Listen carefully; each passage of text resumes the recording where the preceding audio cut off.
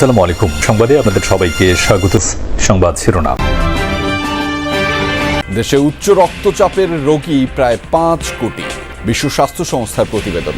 স্বাস্থ্য ব্যবস্থার জন্য দীর্ঘমেয়াদী সংকটের শঙ্কা।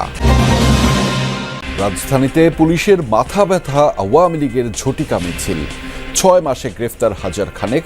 ঢালাও ধরপাকড় নয়, দরকার বিচার ও রাজনৈতিক সিদ্ধান্ত, বলছেন বিশ্লেষকরা। মানিকগঞ্জে এনসিপির কর্মকাণ্ড নিয়ে প্রশ্ন। মামলা থেকে আওয়ামী লীগ কর্মীদের নাম বাদ দিতে স্থানীয় 2 নেতার বিরুদ্ধে চাপ প্রয়োগের অভিযোগ। গাজায় যুদ্ধবিরতি কার্যকরে ইসরায়েলি পার্লামেন্টের অনুমোদন। মুক্তি পেতে যাওয়া ফিলিস্তিনিদের তালিকায় নেই রাজনৈতিক বারঘুতির নাম। এতক্ষণ শুনছিলেন সংবাদ শিরোনাম, এবার বিস্তারিত। দেশের 4 কোটি 86 লাখ মানুষ উচ্চ রক্তচাপে ভুগছে। 2.5 কোটি লোক জানেই না তাদের ব্লাড প্রেশার বেশি।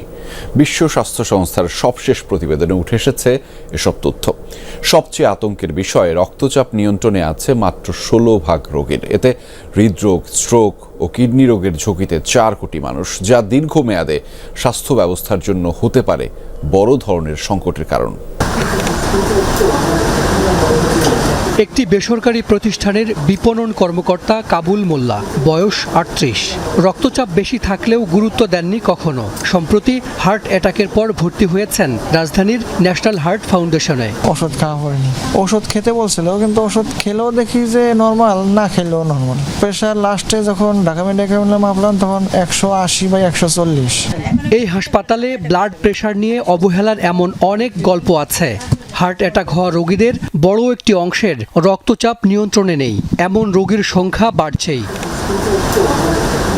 স্বাস্থ্য বিভাগের তথ্য মতে দেশের 24% মানুষের উচ্চ রক্তচাপ আছে। তবে জাতিসংঘ অধিবেশনে বিশ্ব স্বাস্থ্য সংস্থার দেয়া তথ্যে দেখা যায় এই হার এখন 4% বেড়ে হয়েছে 28%। অর্থাৎ 17 কোটি মানুষের দেশে উচ্চ রক্তচাপের রোগী 4 কোটি 86 লাখ।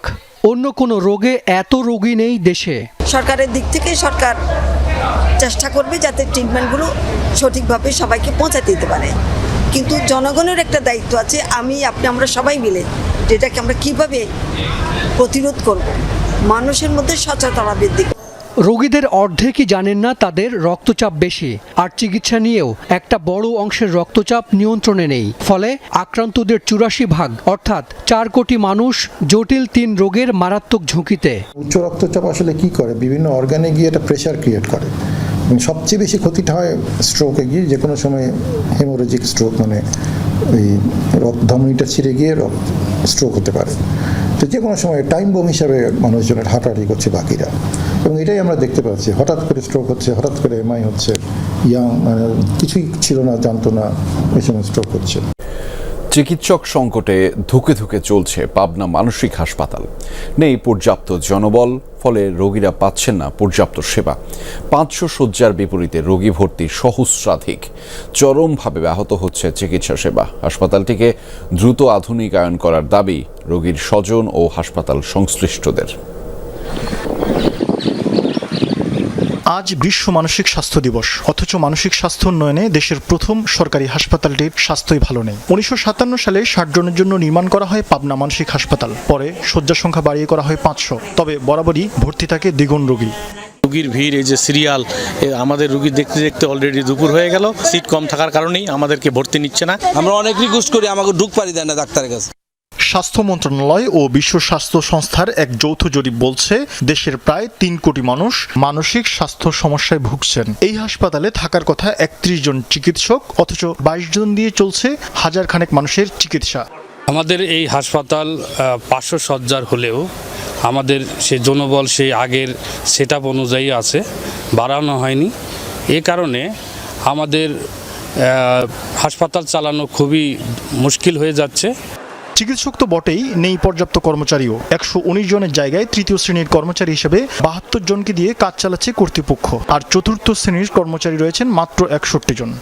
বিশেষ করে তৃতীয় এবং চতুর্থ শ্রেণীর যে জনবলগুলো, এগুলো আমরা মারাত্মক সংকটের মধ্যেই আছি। মেডিকেল অফিসার পোস্টে যে মোটামুটি ফুলফিল থাকলেও বিশেষজ্ঞ চিকিৎসক এখানে খুবই কম। মানে যারা পোস্টিং হয় হয়তো সাময়িকভাবে কিছুদিন আসার পর তারপর দেখা গেলো তারা ঢাকা চলে যাচ্ছে।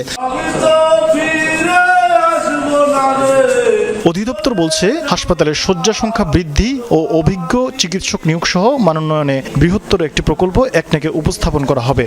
একনেকে অনুমোদন হলে এটা তো অনেকগুলো বিষয় এখানে যোগ হবে, ইনশাল্লাহ আমাদের যে আকাঙ্ক্ষা এই হাসপাতালে সেটা হয়ে যাবে। শুধুমাত্র সমন্বিত উদ্যোগের অভাবে হাসপাতালটি রোগীদের জন্য অস্বস্তিকর হয়ে উঠছে বলে মনে করেন সচেতন মহল।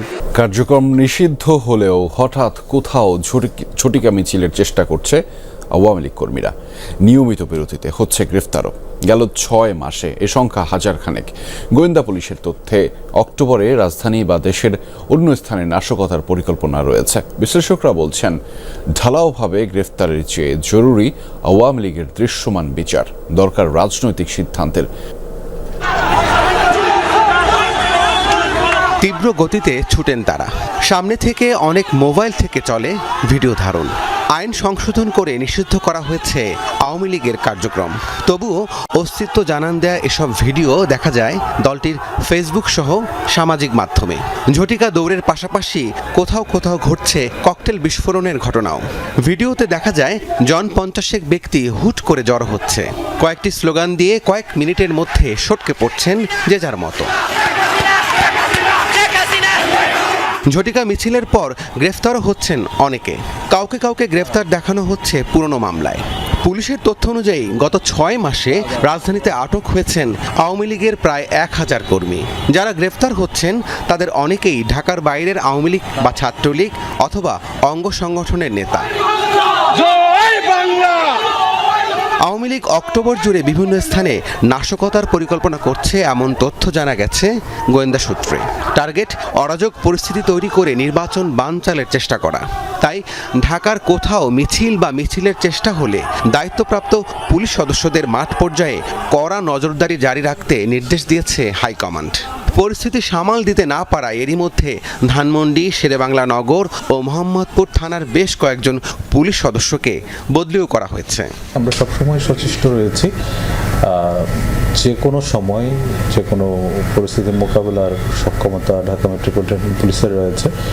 আমরা ইতিমধ্যে টহল কার্যক্রম জোরদারের পাশাপাশি আমাদের গোয়েন্দা নজরদারিও বৃদ্ধি করেছে। আশা করি রাজধানীর আইন শৃঙ্খলা পরিস্থিতি স্থিতিশীল থাকবে। শেষ মুহূর্তে বন্দি বিনিময় তালিকা থেকে সরিয়ে নেওয়া হয়েছে আলোচিত ফিলিস্তিনি রাজবন্দী মারওয়ান বারঘুতির নাম।